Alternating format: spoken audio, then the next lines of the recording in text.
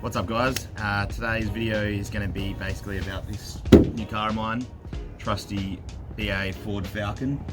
Now you can probably tell just from initially looking at it, it's nothing too pretty, and you'd be correct in guessing so.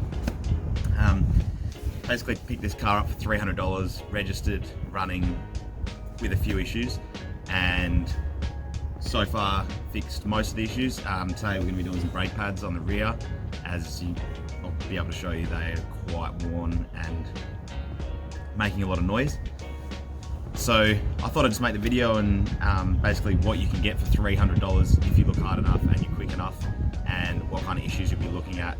I mean, every car is going to be totally different, but I'll show you the case with this car, what it's cost me, what I'm going to spend, and basically what the plans are for the car. So yeah, I'll give you a quick look around and see what we think. So this car, when I bought it, the windscreen was shattered because the bonnet had flung open at 100 k's or thereabouts, says the last owner, and basically killed the windscreen. As you can see, there's a few little dents just up here, and so I picked up a bonnet here for $40. The windscreen just got replaced today. That was $260. So there you go, that's another $300. So basically the car's cost me $600 now, but it does have a bonnet and a windscreen that don't look terrible. I didn't film anything before doing any repairs so far, as I didn't actually plan to do a video on this car, but I thought, look, why not? It's a $300 car, and just to show you what kind of bargains are out there. A lot of friends have looked at this and laughed and said, what are you doing? And you got to look at the potential in things, and I think that's a big thing in life in general, but especially cars, the potential of what something has. So we have a stocky on the front because the other tyre over here quite damaged. As you can see, it would not hold air. The inside isn't too bad. I've given the inside a bit of a clean. Still presentable, drives all right. We've just fixed the exhaust up at work because it was actually split underneath. I'll try and give you an idea of what it looked like before. So that piece there that's freshly welded in was missing, and it just sounded like a skid car. It was pretty terrible. Now we've just fixed that part of the exhaust up. Just had to basically take that back section off and weld in that little piece. So that's all done. You just have to grab this with some pliers. Easy, just like that. As you can tell, no bonnet struts as of yet.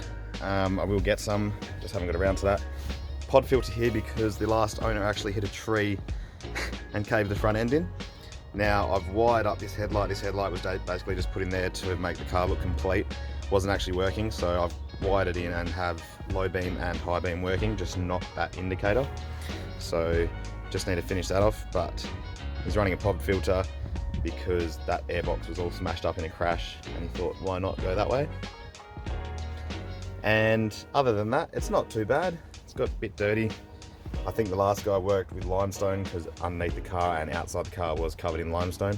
Does need some coolant. I think at the moment it's just running some demineralized water, and probably a service wouldn't hurt, but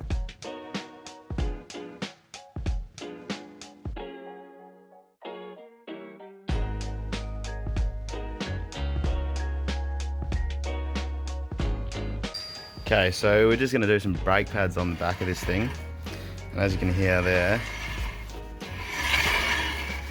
does not sound very good at all. Right, that's the wheel off, and as you can see, there is no meat on that pad left. We'll get these pads out and compare them to some new ones and see how bad they are. Okay, so just loosen that off.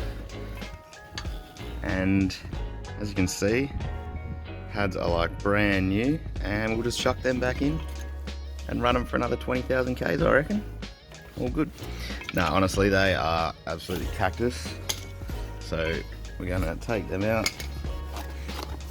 Now, if you've never done your brakes before and you're not sure what a brand new brake pad looks like, that is how much meat should be on the pad.